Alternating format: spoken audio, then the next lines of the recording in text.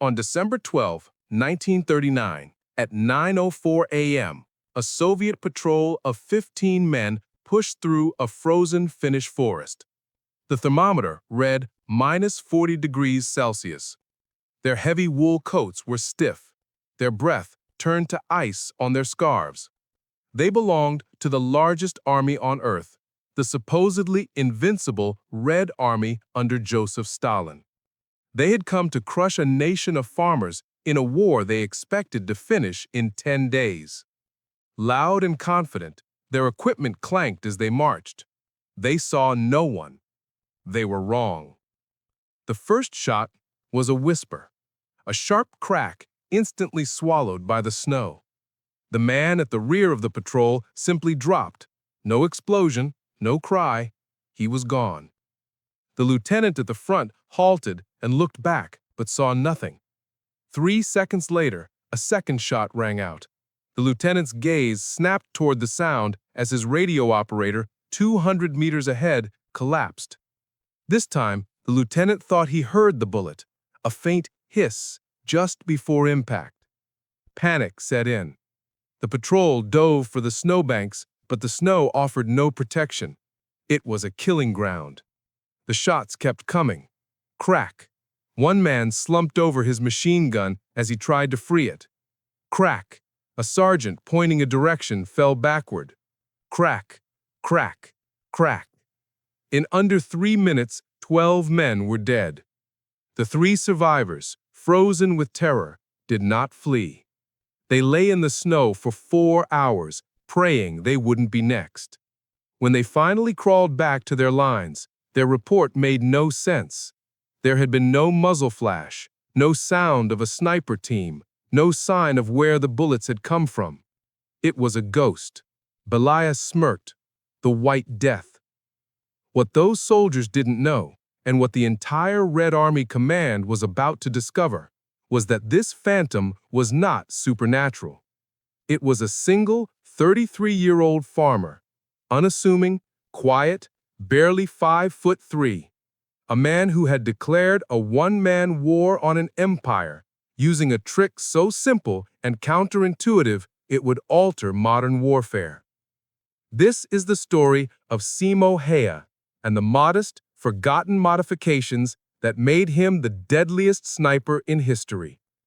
To understand how one farmer terrorized an army, you must first understand the wider war. It was a conflict that should not have been winnable for the Finns, a true David versus Goliath. In November 1939, Joseph Stalin turned to his neighbor Finland and issued demands: territory, islands, military bases. He wanted Finland as a buffer against a future German threat. The Finns, led by Marshal Mannerheim, refused, enraging Stalin. On November 30, 1939, after a staged incident known as the shelling of Mainila, the Soviet Union invaded. The disparity in forces was laughable. The Red Army poured across the border with 1 million soldiers. The Finns mustered about 300,000, many part-time militia. The Soviets fielded 6,000 tanks to Finland's 32, 3,000 aircraft versus 114. The world watched and assumed Finland would be crushed. Time magazine declared Finland doomed. The Red Army's doctrine, deep battle, relied on overwhelming force. Political commissars promised troops they would be in Helsinki within 2 weeks. Some packed dress uniforms for a victory parade. But they repeated a common invader's mistake. They looked at numbers on a map, not the map itself. They were invading in the heart of winter, the worst kind. They were also invading a nation that was 70% forest. The Finns had a word for their national spirit: sisu, a stubborn, courageous grit, a cold determination. They knew a conventional war would lose, so they refused to fight conventionally. They wouldn't meet Soviet tanks head-on. Instead, they let the tanks advance onto frozen lakes, then shattered the ice with artillery. They allowed huge divisions to funnel down narrow forest roads and then ambushed and cut them apart. Silent ski troops in white would materialize from the trees, wreck field kitchens, kill officers, and vanish. They called this guerrilla approach Moti tactics. They broke long Soviet columns into smaller, manageable pockets and then let the cold finish the job. The cold was Finland's greatest ally. Engines froze at -40 degrees Celsius. Tank grease turned to stone, and Soviet soldiers in ill-suited green-brown uniforms stood out like black dots on white paper. Thousands froze to death, sometimes standing upright with rifles frozen to their hands. This was the nightmare the Red Army had marched into, and at the front, on the Kola River, in the middle of that nightmare, was a quiet farmer. Simo Häyhä was no professional soldier. He came from a town called Rukolahti, near the new front, a farmer and a prize-winning marksman in the local civil guard. He was 33 years old when the war began and was assigned to the 34th Infantry Regiment. Watching Soviet invaders spill into his homeland, he felt sisu. He also had a special skill. He knew how to shoot in extreme cold. He grasped factors that the sniper schools and engineers had yet to learn. When issued a rifle, a Finnish M2830, a variant of the old Mosin Nagant, he found it reliable and accurate with standard iron sights. His commanding officer offered him a new rifle fitted with a state-of-the-art Soviet PU scope. Scopes were hailed as the future. They magnified targets and let you see the enemy close up. Snipers everywhere coveted them.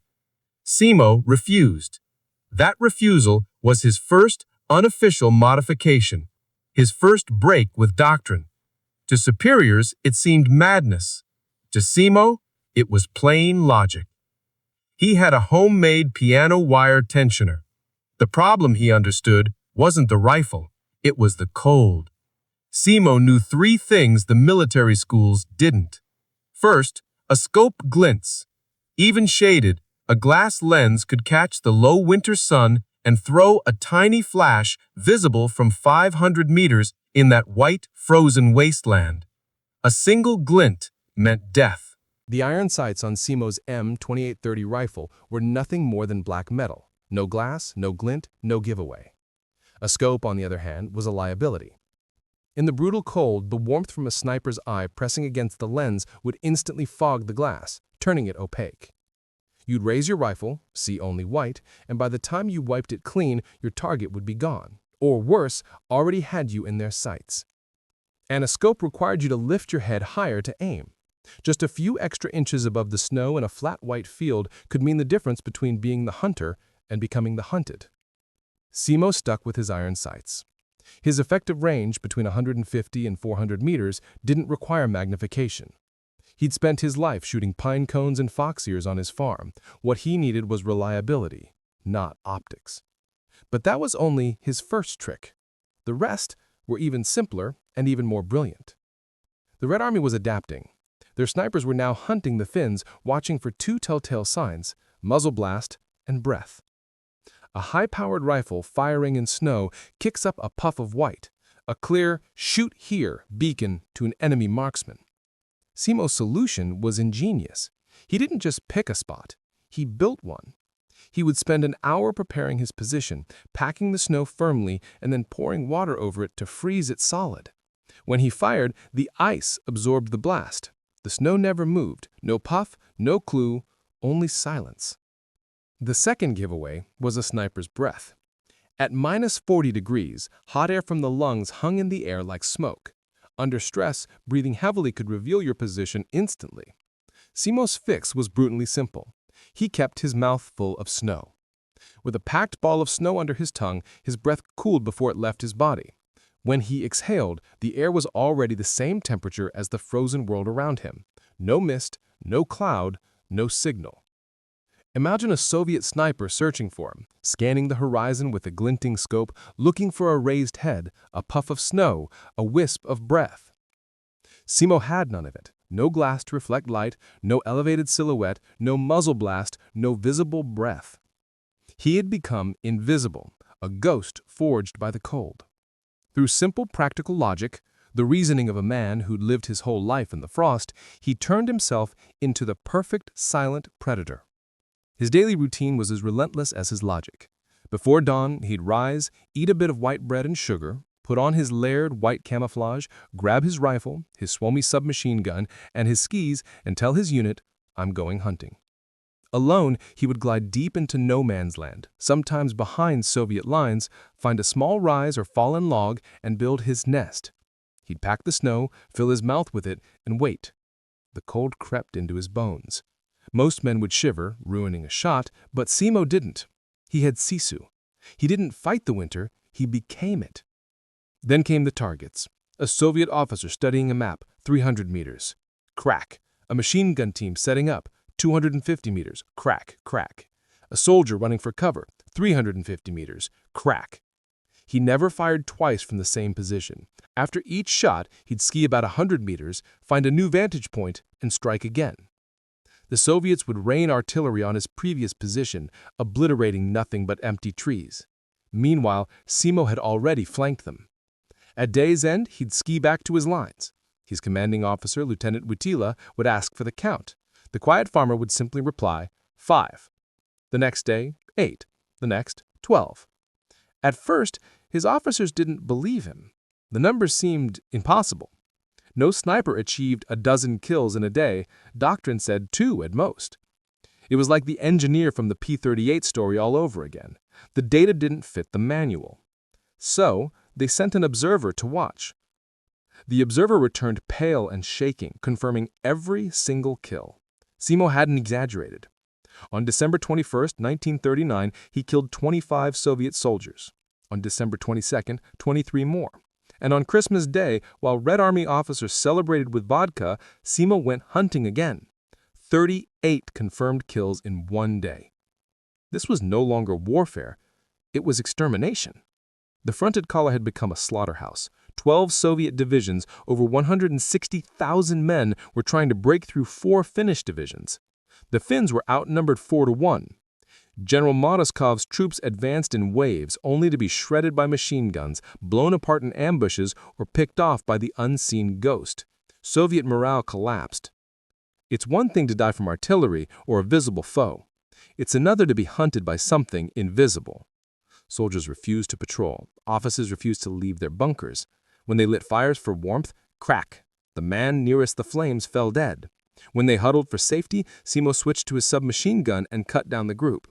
He wasn't merely a sniper, he had become a psychological weapon. By himself, he created a no-go zone half a mile wide. An entire section of the front was paralyzed by one man and his old rifle. The reports of the Biela Smert, the White Death, could no longer be ignored. Word reached the highest Soviet command, the Stavka. Stalin's generals were humiliated. Their proud doctrine of deep battle, their vast armies and thousands of tanks were being held at bay by a few thousand Finns on skis and, according to terrified reports, by one unstoppable ghost. The Red Army would not tolerate this. In earlier stories like the P-38 script, McKenna's modification had been secret. Simo Häyhä's alterations were now notorious. The Finns nicknamed him the Magic Shooter, and the Soviets wanted him dead. Orders came down from high command. Forget the front lines and strategic objectives. Finding and killing this Finnish farmer in the Kola sector became the top priority. Regular patrols stopped. They were a waste of men. Instead, the Soviets sent their best. First came their own expert sniper teams from the Moscow schools, men armed with brand-new scoped rifles who had trained their whole lives for this. Simo hunted them. Their scopes flashed. From 400 meters away, Simo put a single iron sight shot straight through a scope and into the shooter's eye. He killed them one by one. That failed, and the problem escalated. If snipers couldn't stop him, artillery would. A new tactic began. Whenever any soldier was felled by a single shot, the entire sector would be hammered with heavy mortar and artillery fire, hundreds of shells on one suspected position. Simo was caught in one such barrage. Over 100 shells shredded the trees and turned the ground to black churned mud. When the shelling stopped, his commanding officer assumed he was dead. An hour later, Simo staggered back to the dugout, covered in dirt and with his white uniform torn, nursing only a few shrapnel wounds. He shrugged to his CO and said, "They were loud today," then went back out. The Red Army's obsession deepened. This 5'3" farmer seemed to mock their technology, numbers, and power. He had killed their best snipers and survived their barrages. They tried something new. In late February 1940, the Soviet command at Kola formed a special anti-sniper platoon, not a single man or a team, but a whole platoon, 30 elite marksmen supported by machine gunners, given one mission: hunt the White Death and do not return until he is dead. The vast Red Army was now officially hunting one man. They had stopped trying to win the war. They were trying to win this battle. The hunters had become the hunted. The platoon moved into the forest at dawn, 30 of the Red Army's finest, backed by machine guns and carrying SVT-40 rifles with glinting scopes. They advanced in tactical formation, scanning the trees. What they didn't know was that they weren't hunting a man so much as a ghost, and that ghost was prepared to hunt them. Simo was not in the trees. He lay buried in a snowdrift 400 meters from their path, his reliable M2830 resting on a block of ice. He had waited 6 hours. He watched their confidence, saw their scopes flashing, and heard their heavy boots crushing the snow. They were loud. He waited. He let the first 10 men pass, let the machine gun team pass, then aimed at the man in the rear, the radio operator. The shot sounded, and the radio man fell with a neat hole through his chest. The platoon reacted instantly, diving for cover. The machine gun team raked the trees with fire into the area where they thought the shot had come from, but they were wrong. They were firing at a ghost. While they sprayed the wrong zone, Simo had already moved. He didn't run, he skied, silent in his white camouflage 300 meters to a flank position he had prepared the day before. The lieutenant, thinking the sniper had fled, signaled his men forward. They advanced cautiously, and the lieutenant dropped, this time from a shot from the left. Panic seized the platoon. No leader, no radio, and no idea where the next round would strike. One by one, the men hunkered down as night fell and temperatures plunged to -35. They were freezing. They needed a fire, though training forbade it. Survival instincts won. A small group of 6 men broke formation to huddle and light a small fire. That was their last mistake. 200 meters away, Simo left his rifle and took up his other weapon, a Suomi KP/31 submachine gun. He emerged from the trees like an apparition and emptied a 71-round drum into the huddle. The firefight was over in 10 seconds. The rest of the platoon, hearing submachine gun fire from one direction and still terrified of sniper shots from another, broke and fled into the darkness. Simo did not pursue. He didn't need to. The forest and the cold finished them. The next morning, Finnish patrols found 27 bodies. The elite counter-sniper platoon had been annihilated. This had become a haunting rather than a battle. The White Death's psychological terror now outstripped the physical losses. We know of this not only from Finnish reports but from Soviet diaries and letters recovered afterward. A soldier named Pavle from the 75th Rifle Division wrote home that this is not war, this is hell. We do not fear the Finns, we fear the silence. On that front, the Red Army's doctrine reversed itself. Silence no longer meant safety, it meant the enemy was watching. When the artillery stopped, heart stopped with it. They knew he was out there and looking. The silence became the White Death. Pavle recorded rules of survival on the Kola front. Rule 1, never light a fire. Rule 2, never run to help a wounded man. When a man cries out, it is a trap.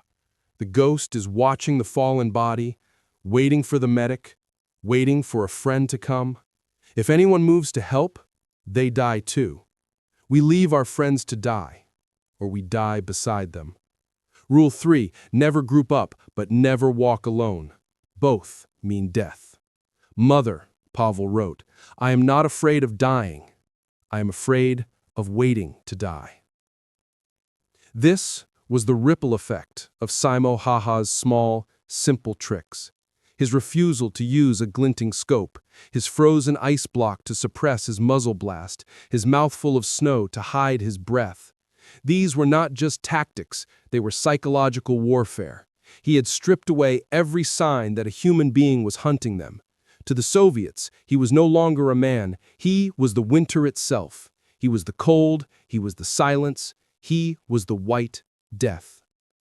By now, the Soviet command was in full panic. Their best snipers had failed. Their counter-sniper platoon was annihilated. Artillery bombardments had failed. Frontline morale was collapsing into open mutiny. The entire Kola front, a crucial strategic position, was being held not by the Finnish army, but by the legend of one quiet farmer. Stalin's generals had one final desperate solution. If they could not kill him with precision, they would kill everything with brute force. The order went out for grid square removal. The Red Army no longer aimed at targets. They aimed at the map itself. They would erase the forest 1 square kilometer at a time. Massive 100-millimeter howitzers and heavy mortars were brought forward. They no longer waited for a Finnish attack. They simply fired day and night. The pristine white forests of Kola turned into a black, splintered wasteland. The Finns called it the Kola Holocaust. Tens of thousands of shells fell every day. But Simo Häyhä kept hunting. The constant shelling made his work harder, but also easier. The roar of explosions drowned out the sound of his rifle. He moved like a ghost through the smoking craters. His tally climbed 200, 300, 400. By early March 1940, in less than 100 days, Simo Häyhä's confirmed sniper kills reached 505. 505 men, an entire battalion, killed by one farmer, using only iron sights. And that number didn't include the more than 200 he killed with his Suomi submachine gun. He was, beyond doubt, the most lethal soldier alive. The Finnish High Command recognized him. They promoted him from corporal to second lieutenant, the fastest battlefield promotion in Finland's history, and presented him with a custom-made Sako M2830 rifle engraved with his name. He was a national hero. The Red Army simply wanted him gone. On March 6, 1940, the 100th day of the war, the Soviets launched their final, desperate offensive at Kola. Simo was in position, as always. This time, it wasn't quiet hunting. It was all-out battle. He fired rapidly, reloading and shooting again and again. He had already dropped several men that morning. The Soviets roughly knew his area and pounded it with mortars. Amid the chaos, a Soviet counter-sniper got lucky. We will never know his name or if he was even aiming at Simo, but his shot changed everything. From 300 meters away, an explosive bullet struck Simo in the face. The impact was devastating. Simo didn't feel pain, just a thump, then cold. His vision went white. His mouth filled with blood and shattered teeth. The round had entered his left cheek and detonated inside his mouth, obliterating his jaw and tearing away half his face. He collapsed into the snow, unconscious, bleeding out. His comrades nearby saw him fall and ran to him, expecting to recover a body. What they found was horrific. One soldier later said, half his head was missing. They lifted him onto a pile of fallen Finns, assuming he was dead. The legend, the man who had held back an army, was gone. The White Death was dead. They dragged his body to a heap of corpses in the rear, a makeshift morgue. The ghost was gone at last. The war was nearly over, and the Red Army was finally pushing through.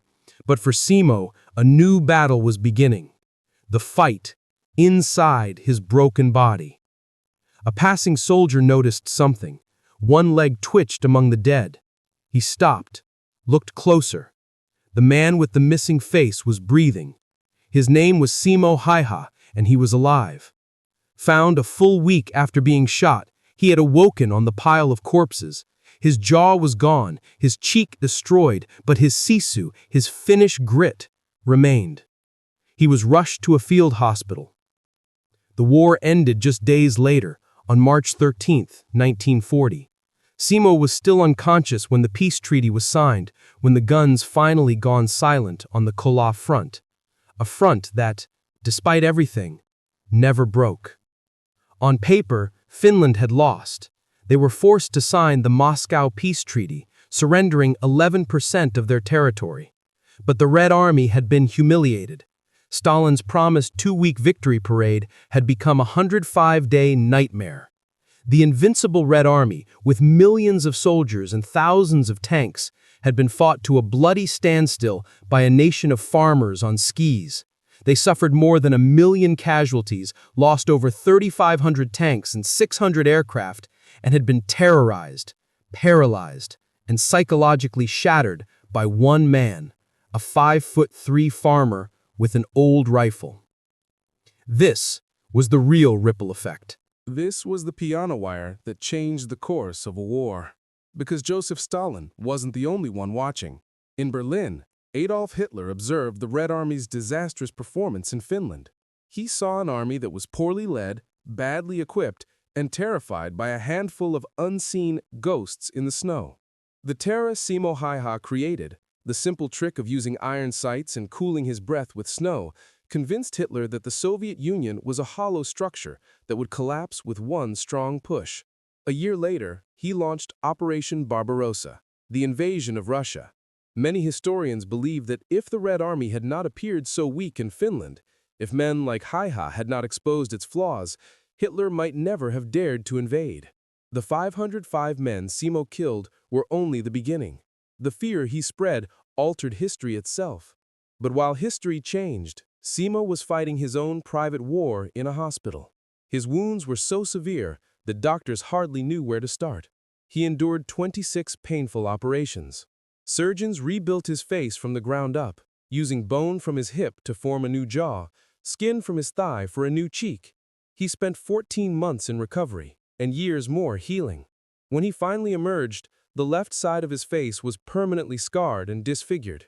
The White Death now bore the mark of war on his own body. Yet he remained a national hero. Unlike Sergeant McKenna, whose modification had remained secret, Simo's exploits were too legendary to ignore. Marshal Mannerheim himself promoted him and awarded him the Cross of Kala. When war with the Soviet Union flared again in 1941, the Continuation War, Simo tried to rejoin the army, but his injuries were too grave. He was honored, but too broken to fight. So what happens to the deadliest soldier on earth when the war ends? What becomes of a ghost when the snow melts? Simo didn't go on lecture tours or write a memoir. He wanted no fame. He did what he had always done. He went home. The government gave him a small farm in a new village, since his old land lay in Soviet territory. For the next 50 years, he lived quietly, raising hunting dogs and becoming one of Finland's most skilled moose hunters. His patience, sisu, and knowledge of the wild never left him. Reporters occasionally sought him out. When they asked how he became the White Death, he only shrugged. When asked if he felt remorse for killing over 500 men, he answered with simple farmer's logic. I did what I was told to do, and I did it as well as I could. In 1998, when a journalist asked the 92-year-old veteran for the secret of his success, he gave a one-word answer: practice. James McKenna had his 6-inch length of piano wire. Simo Häyhä had his iron sights. Both men saw flaws the experts missed. The expert saw high-tech optics. Simo saw a glinting target. The expert saw doctrine. Simo saw snow. The expert saw regulations. Simo saw survival. Simo Häyhä died in 2002 at the age of 96 and was buried in Rukolahti, a quiet hero in the land he had saved. He remains to this day the deadliest sniper in human history. Wars are not always decided by grand strategy or massive armies, but by the quiet sisu of individuals. A mechanic in New Guinea who breaks the rules, and a farmer in Finland who turns the cold itself into a weapon. If you found this story compelling, please like this video. It helps us share more forgotten chapters of World War II. Subscribe to stay connected with these untold histories. Each one matters and deserves to be remembered. And we'd love to hear from you. Tell us in the comments where you're watching from. From Texas to Tasmania, from veterans to history lovers, you're part of something special. Thank you for watching and for keeping these stories alive.